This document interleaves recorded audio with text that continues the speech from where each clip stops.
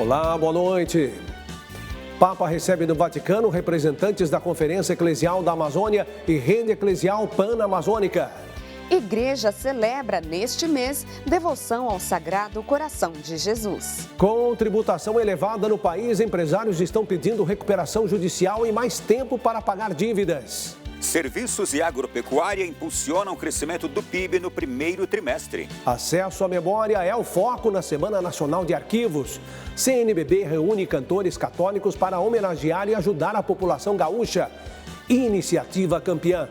Projeto oferece a atletas com síndrome de Down participação em torneio de futsal. Esta é a TV de Inspiração Católica Canção Nova. Está no ar o Canção Nova Notícias, a serviço da vida e da esperança.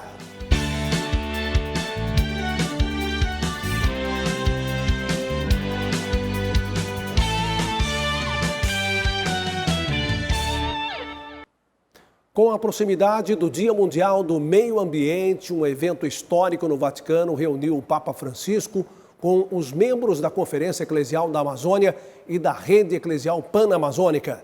Entre os assuntos, os cuidados com a Amazônia, a língua e a cultura indígena. Esta foi a primeira reunião oficial entre o Pontífice e as entidades que atuam no território amazônico. No encontro, Francisco refletiu sobre a cultura dos povos, os desafios e as esperanças das comunidades locais.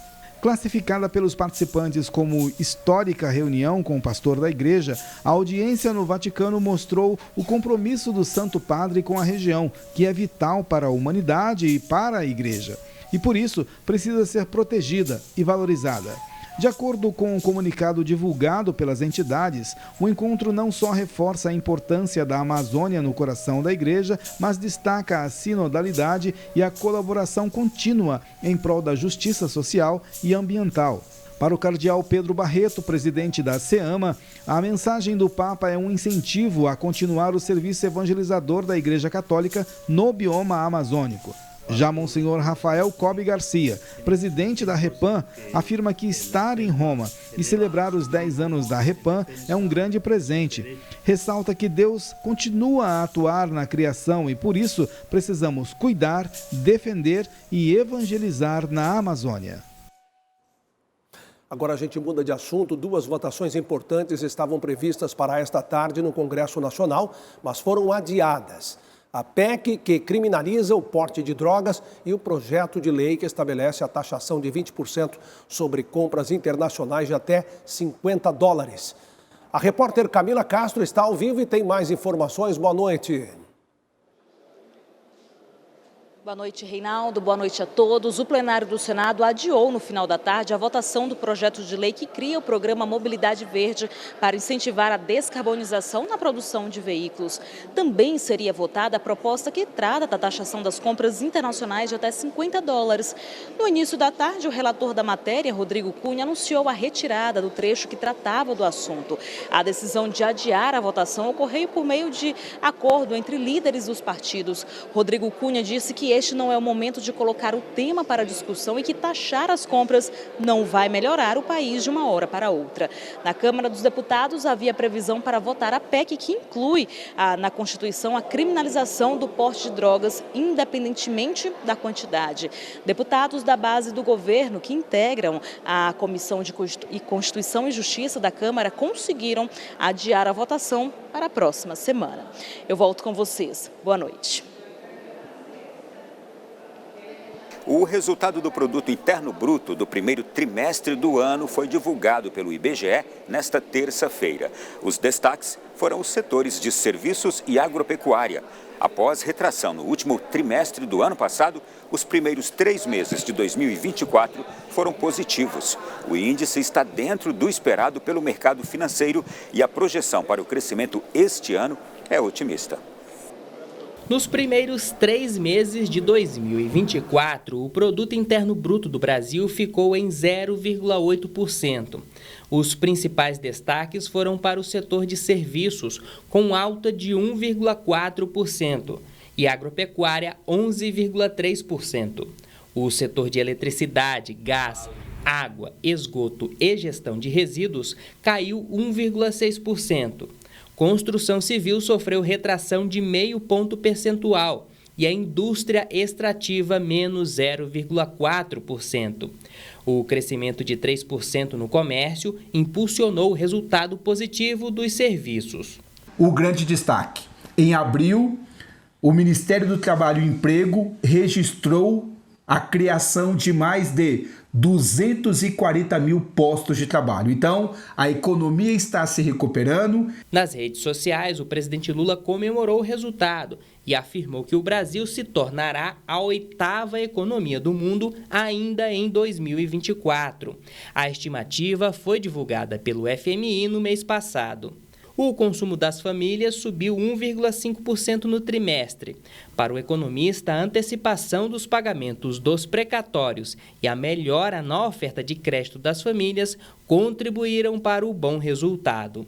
A antecipação de benefícios também ajudaram a que as famílias pudessem melhorar o seu consumo. Também o programa Desenrola colocou no mercado várias famílias que estão em dificuldades financeiras e regularizaram para que pudesse voltar ao mercado de consumo e adquirir crédito. A expectativa de crescimento para o PIB de 2024 é de 2,5%. A projeção, no entanto, pode ser impactada pelos prejuízos provocados no Rio Grande do Sul. De acordo com a Confederação Nacional dos Municípios, as perdas ultrapassam os 11 bilhões de reais. Lembramos que as questões adversas do Rio Grande do Sul ainda não entraram nessa conta, deve atingir o segundo trimestre.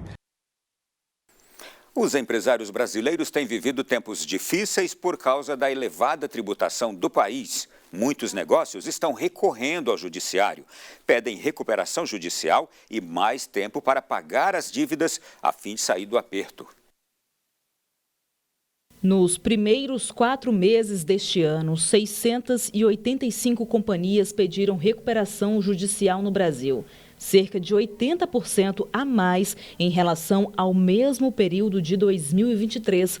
Os dados foram divulgados pelo Serasa. No ano passado, os números haviam acelerado e bateu recorde. A Justiça recebeu 1.405 solicitações de recuperação judicial. Entrar com o pedido de recuperação judicial é uma estratégia das empresas para evitar falência.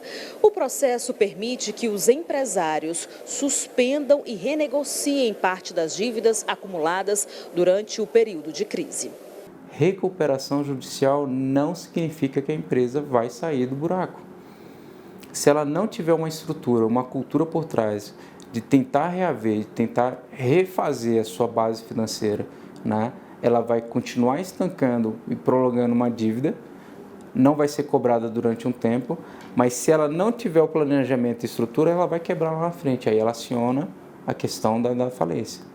As empresas de serviço, setor mais representativo do Produto Interno Bruto brasileiro, foram as que mais entraram com pedidos na Justiça este ano, seguidas do comércio, indústria e setor primário.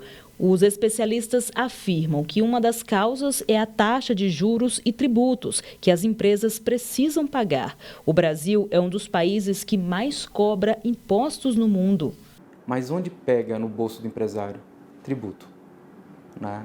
O teu sócio, você querendo ou não, é o governo. Então, quanto maior é a carga, maior é o desembolso financeiro que você vai ter que ter para suprir. O número de pedidos de recuperação judicial deve continuar crescendo em 2024. Este economista explica o impacto desse aumento para o mercado. Isso ele prejudica o ambiente de negócios, né? Então, com as empresas com dificuldades e fazendo se utilizando do instrumento de recuperação judicial, isso polui o ambiente de negócio, mas na verdade é um resultado, né? Então é resultado de um ambiente onde a gente tem uma taxa de juros bastante alta. Esse ambiente de taxa de juros alta, ele faz com que as empresas percam performance, porque tem muito juro para pagar, muito financiamento para pagar.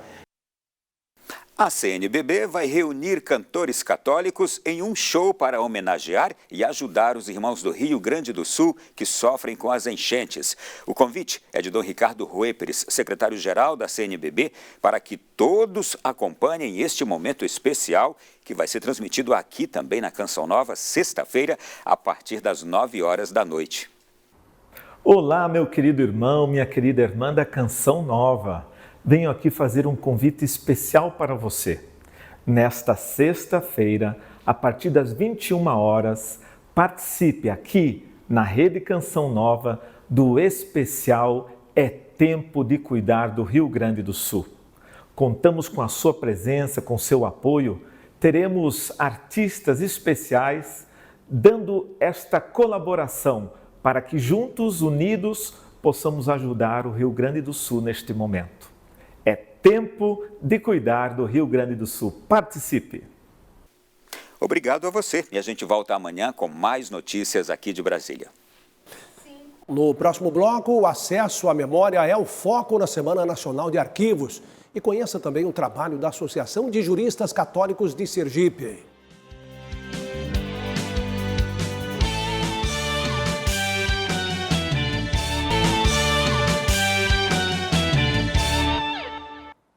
No Brasil, as associações jurídicas católicas estão presentes em diversos estados. Com base nos valores cristãos, o objetivo maior é defender a vida e a dignidade humana. Em Aracaju, a Associação de Juristas Católicos desempenha diversas atividades em parceria com a sociedade e junto à arquidiocese local. Em Sergipe, a associação foi fundada em 2021. Na ocasião, o presidente da AJUCAT explicou que o momento de pandemia serviu de inspiração para criar o grupo em meio a várias crises e situações adversas que afetaram milhares de pessoas e instituições. É a fé e a razão, o conhecimento científico dos problemas contemporâneos da sociedade, a exemplo de liberdades religiosas, de direito à vida, do tratamento e da luta pela promoção da igualdade social. A associação realiza diversas ações junto à população. A última delas, um curso que fez abordagem à vocação missionária na proteção à mulher e combate à violência sexual contra crianças e adolescentes. As atividades têm um acompanhamento da Arquidiocese. Preparando formações próprias de conteúdo da doutrina social da igreja, retiros, momentos de espiritualidade. Além de integrar acadêmicos e profissionais da área judicial e do direito, a AJUCAT se baseia em valores cristãos para oferecer formação complementar aos futuros sacerdotes do Seminário Maior da Arquidiocese de Aracaju. Igreja, sociedade política, gestão eclesiástica, do ponto de vista jurídico, são temas assim que na realidade não estão no currículo acadêmico dos seminaristas, mas que frente às necessidades atuais que os sacerdotes enfrentam nas suas comunidades paroquiais, vimos por bem incluí-las no itinerário formativo. Buscamos também desenvolver trabalhos com a sociedade para podermos fazer essa orientação jurídica, os encaminhamentos para os órgãos públicos, não é? E esse é um trabalho bonito e necessário, não é mesmo? Olha, quando somos capazes de transformar no nosso dia a dia as situações de morte em vida, como fez Jesus, vivemos a espiritualidade cristã de forma concreta.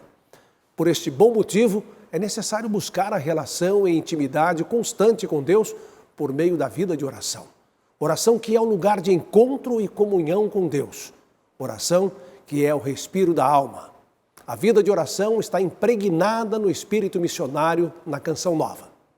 Olha, nesse início de junho nós estamos com 6% de nossa meta na campanha do projeto Dai-me Almas. Acesse clube.cançãonova.com, faça sua doação ou doe pelo Pix, com a chave pix.doação@cançãonova.com. E obrigado por sua fidelidade. Preservar o patrimônio documental de uma cidade, um estado e até mesmo do país é um dos objetivos dos arquivos públicos. Durante toda a semana, instituições de diferentes lugares estão com programação especial como parte da Semana Nacional de Arquivos. Quem vem ao Arquivo Público de Belo Horizonte busca novas maneiras de conservar memórias. Muitas vezes, por exemplo, as pessoas elas guardam coisas dentro de plásticos, achando que o plástico vai conservar. E, na verdade, o plástico acaba acelerando o envelhecimento daquele material, daquele acervo que ela tem em casa. Quando ela pode simplesmente envolver em papel alcalino, que é fácil de encontrar no mercado, e que vai minimizar esse envelhecimento. O minicurso oferecido pela instituição faz parte da programação da 8ª Semana Nacional de Arquivos. Este ano nós temos uma temática que eu acho que o Arquivo Nacional acertou muito, que é muito mais sobre acessibilidade aos arquivos, né? Porque não, na nossa opinião, né, não adianta nada a gente ter um acervo tão rico como o próprio arquivo da cidade de Belo Horizonte tem, e você não conseguir disponibilizá-lo para a população de todas as formas possíveis, né? Atualmente, o Arquivo Público de Belo Horizonte preserva mais de 1.200.000 itens, como fotos, negativos, fitas VHS e mapas.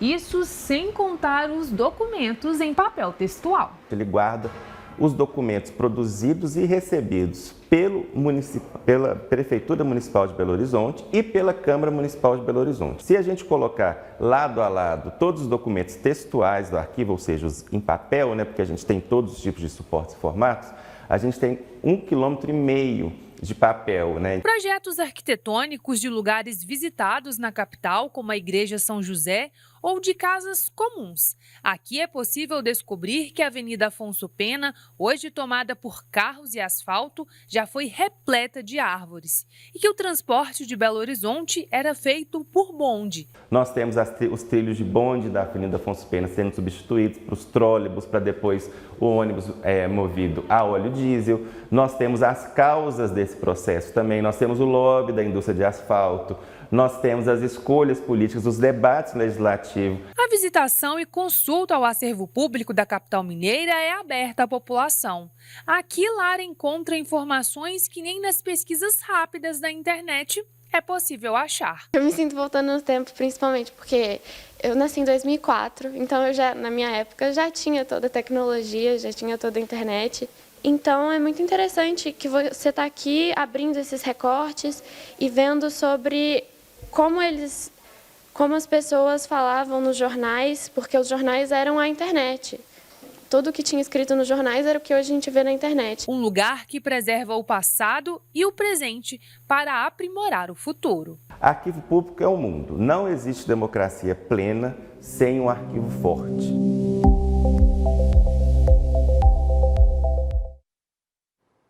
É parte da nossa história, né? Olha, daqui a pouco, notícias de São Paulo com o mês dedicado ao Sagrado Coração e o desafio dos gaúchos na retomada aos trabalhos.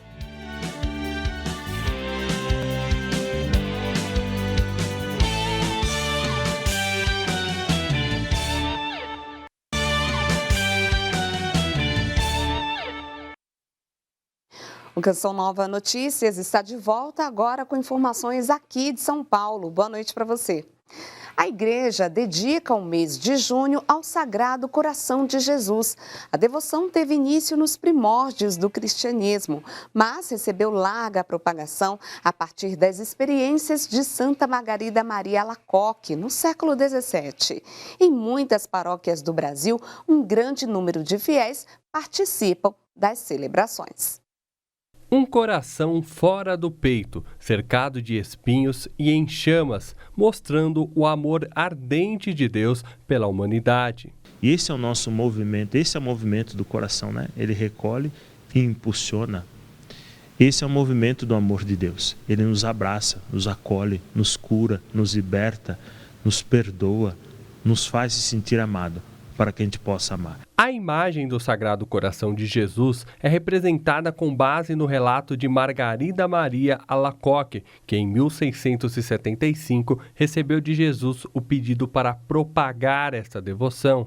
Muitos santos e papas da igreja também se dedicaram a isso, como Leão XIII, que pediu para Dom Bosco construir uma basílica dedicada ao Sagrado Coração de Jesus em Roma. O fundador dos salesianos cumpriu a missão e se tornou um grande devoto.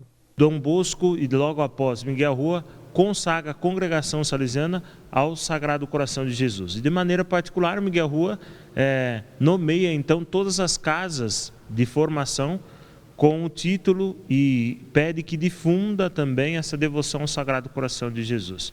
Por quê? Por causa da tamanha graça, do tamanho amor. E assim a devoção foi difundindo. Este santuário na região central da capital paulista foi inaugurado pelos salesianos de Dom Bosco em 1901, tornando-se um grande centro de propagação da devoção ao Sagrado Coração de Jesus. A solenidade será celebrada ainda nesta semana, na primeira sexta-feira do mês de junho. Até o dia 9, o santuário localizado no Largo Coração de Jesus terá programação especial. Nestes dias, também serão arrecadados alimentos não perecíveis para os mais necessitados. Uma semana de bênção, é uma semana de graça. Não de você só abrir os braços, mas de você poder também abrir o seu coração e permitir que o bom Deus habite aí e você possa viver nessa chama do amor, para que possamos dignamente não sermos chamados, mas reconhecidos como cristãos, filhos e filhas de Deus. Após mais de um mês das chuvas que deixaram milhares de pessoas desabrigadas no Rio Grande do Sul, o grande desafio agora é o retorno ao trabalho, principalmente para quem ainda está fora de casa. Nossa equipe mostra as alternativas propostas por leis para momentos de calamidade pública.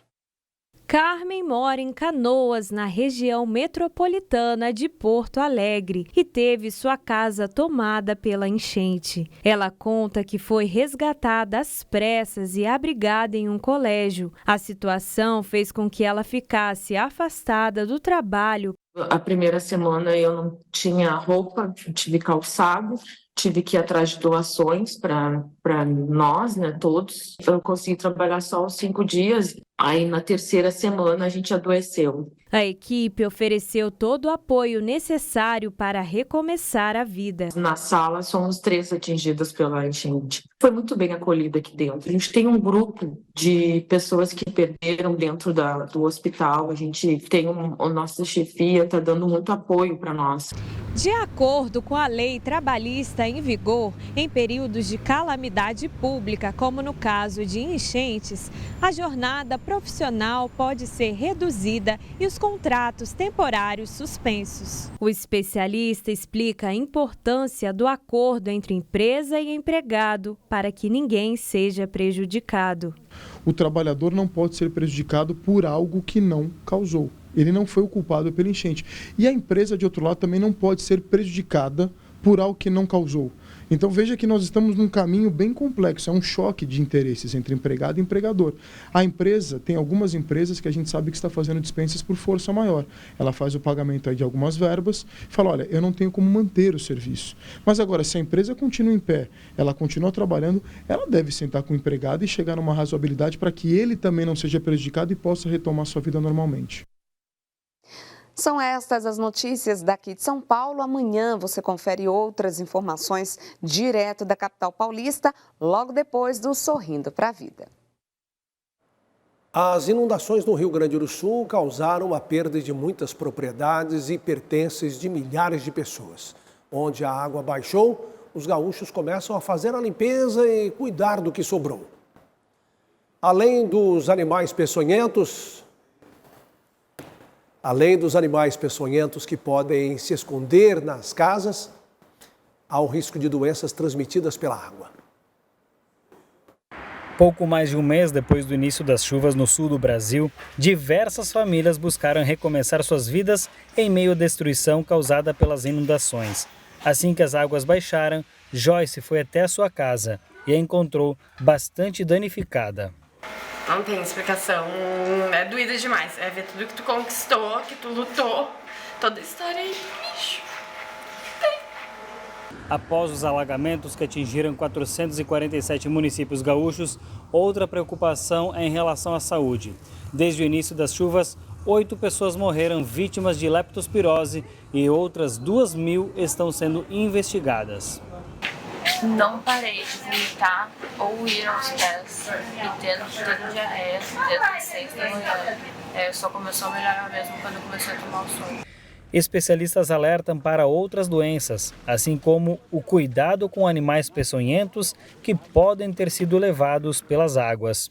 As cobras, escorpiões, as aranhas, né, esses animais peçonhentos, eles também vão procurar se abrigar da água da chuva e nesses locais mais secos. Então, no retorno para casa, existe também a possibilidade de se ter um acidente por animais peçonhentos. A gente tem doenças gastrointestinais, houve contato direto ou indireto com a água, leptospirose também em alguns casos, ou suspeita ou de comprovação, e também ainda dengue. Infelizmente, nós temos alguns casos de dengue. A nossa maior preocupação hoje é com relação à leptospirose. A gente já vem aí numa crescente de casos nas últimas semanas epidemiológicas. Nós estamos atualmente com 2.300 casos em investigação. Este momento de retomada exige força, confiança e fé. Os nossos irmãos gaúchos precisam mesmo tomar cuidado nessa situação. E é olhando para o sul do Brasil que eu venho trazer a previsão para amanhã. Apesar do tempo firme na maior parte da região, o Rio Grande do Sul ficará chuvoso nesta quarta-feira. E esta chuva no estado gaúcho atinge a Serra, o sul do estado e a região metropolitana de Porto Alegre. São pancadas isoladas previstas também para o sudeste de Santa Catarina.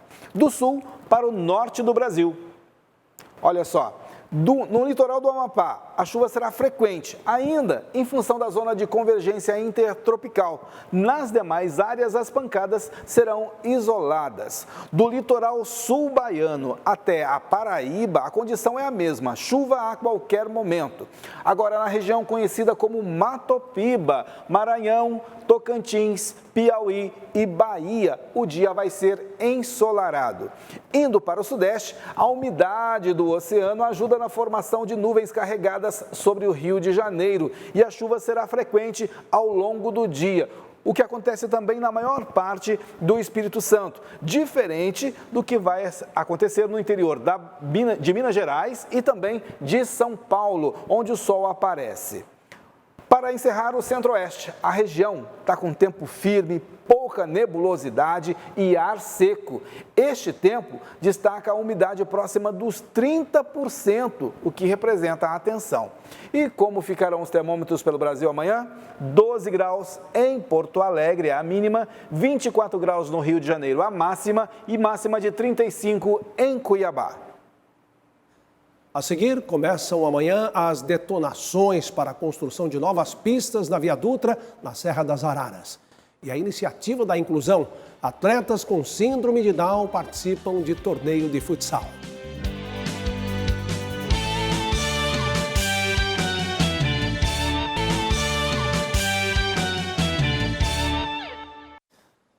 Vai começar nesta quarta-feira a primeira etapa de detonações para a construção das novas pistas na Serra das Araras, na rodovia Presidente Dutra, que liga Rio de Janeiro a São Paulo.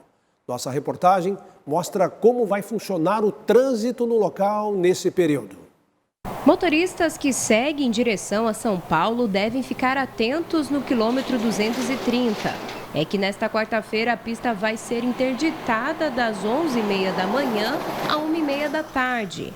E tem gente que antecipou a viagem para evitar o congestionamento. Inclusive meu cunhado, que mora em Cuiabá, que nós íamos vir amanhã. Aí ele falou, olha, amanhã já vai estar congestionado. Porque mesmo fechando de 11h30 a 1h30, parece que todo mundo vai assim, eu vou nesse horário. Para quem realiza o trajeto com frequência, garante. Não, a pista, em termos de perigo, tá lá em cima, né? O perigo é o principal fator ali dos acidentes, tudo, né? É muito perigosa. O prazo da concessionária para a entrega da nova pista de subida da Serra é em 2028. Já a via de descida deverá ser concluída até 2029. O motorista de caminhão aprova as novas melhorias na Serra das Araras. Respira aliviado com o início das obras e diz que as mudanças vão facilitar a vida de quem percorre o trecho. Para nós, motoristas de caminhão, vai ser muito bom, entendeu? Eu creio que vai ser uma melhoria muito grande para nós com relação à descida. Vai evitar, eu acredito que vai evitar muito acidente na serra, né? E para nós a melhoria sempre é bom, né? As obras de ampliação vão paralisar a estrada por 2 horas, mas a expectativa é a de que o resultado final venha a valer muito a pena. Com muita obra para poder fazer, mas é para melhoria. Mas É o tal negócio, né? Daqui a algum tempo ela vai melhorar bem, né? Acredito. É o que todos esperam, né? Falamos agora de uma iniciativa campeã, pois uma vida com qualidade vai além da prática de exercícios físicos. Passa pela inclusão de todas as pessoas. No interior paulista, um projeto possibilitou a atletas com síndrome de Down participarem de um quadrangular de futsal. Nossa equipe esteve lá. O sorriso sincero não esconde o entusiasmo de estar no ginásio. Vibração total neste que é o Caldeirão da Alegria. Esse projeto a gente começou a amadurecer desde o final do ano passado e a gente deu start e está sendo encantador, né? Eu falo, era um projeto que agora se tornou um propósito de vida, que é o Família Futsal Down. Família que acolhe, ampara e dá oportunidade. Sentimentos que motivaram a prática do bem. Dentre os destaques está o time da Ponte Preta, de Campinas, base da seleção brasileira, campeã nas quadras e também na fé. Todas as ações, todos os projetos que a gente participa juntamente com profissionais que fazem a diferença efetiva e afetiva na vida dos nossos filhos, a gente pede a bênção de Deus. E logo após alguma conquista, a gente volta para agradecê-lo e a gente vai até a Canção Nova, porque esse é o nosso lugar de estar mais próximo dele. Anote este nome, Renato Gregório, melhor jogador do mundo em atividade com síndrome de Down. Vai fazer 8 anos já que eu jogo no futsal. Estamos na pegada aí, se preparando para os campeonatos aí, se Deus quiser aí, que está chegando agora em julho, né? O Paulista, depois tem o Brasileirão, que é no final do ano, em dezembro. Estamos focadão, treinando aí bastante aí para chegar no campeonato aí e fazer um ótimo campeonato aí para frente. Se depender do último jogo, a performance do top 1 das quadras será de muito sucesso no decorrer da temporada. Olha essa jogada! E esse chapéu, categoria. Deu tempo até de uma embaixadinha. Até sair o gol. Chute forte para dificultar a vida do goleiro. Para mim é muita satisfação enorme, né? É muito gratificante, né? Tenho que agradecer a Deus por isso, por tudo, né? E o que eu venho fazendo no futebol, né? Que sempre treinei, me dediquei no máximo, sempre me cobrei para chegar onde cheguei até agora. Independente do resultado, a grande conquista deste quadrangular de Futsal Down foi a adesão a esta iniciativa. 80 atletas inscritos e muita gente na torcida. Um golaço da inclusão e do respeito ao próximo. Eu pensei que eu não ia conseguir ver esse momento, mas graças a Deus Lorena está começando a caminhar para a inclusão, porque eles precisam ser incluídos nessa sociedade. Beijo, beijo, pai, te amo.